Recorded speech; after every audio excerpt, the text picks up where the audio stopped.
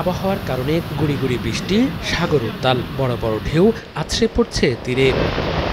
নিম্নচাপের প্রভাবে সাগর উত্তাল থাকায় সাগর ও নদীবন্দর সহ উপকূলীয় এলাকায় ৩ নম্বর সতর্কতা সংকেত দেখাতে বলেছে স্থানীয় আবহাওয়া অফিস। দুর্ঘটনা এড়াতে মাছ ধরা ট্রলারগুলোকে নিরাপদ স্থানে থাকতে বলা হয়েছে।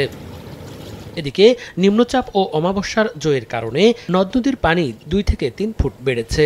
এতে প্লাবিত হয়েছে চরাঞ্চল সহ অনেক নিম্নাঞ্চল। কিছু কিছু এলাকায় জোয়ারের পানির তোড়ে ক্ষতিগ্রস্ত হয়েছে বেড়িবাঁধ। ভাঙন আতঙ্কে আছেন বাসিন্দারা। চরাঞ্চলে যে সমস্ত আত্মীয়স্বজন আছে যাদের বাসা সব ডুবে গেছে, আল্লাহ পাক যদি রাখে তাহলে থাকতে পারবো, আর যদি বেশি বন্যা হয় তাহলে হয়তো আমাকে এনতে চলে যেতে হবে। স্রোত বেড়ে যাওয়াতে নদীতে এমন ভাঙন শুরু হয়েছে। টানা বৃষ্টিতে নদীর পানি বাড়ছে, বারণে আমাদের মেঘনা নদীর এদিকে বেড়িবাঁধ ভাঙ্গা যাইতে আছে। ফসলি জমির পাশাপাশি পানি উঠে গেছে বসতবাড়িতেও। নিম্নাঞ্চলের রাস্তাঘাট তলিয়ে যাওয়ায় ভেঙে পড়েছে সড়ক যোগাযোগ ব্যবস্থা। নৌকা দিয়ে চলাচল করতে হচ্ছে পানিবন্দী মানুষকে। ঘরের ভিতরে পানি ঢুকতেছে, ঢুকার কারণে আপনি রান্নাবাড়ি করতে অনেক কষ্ট করতেছে।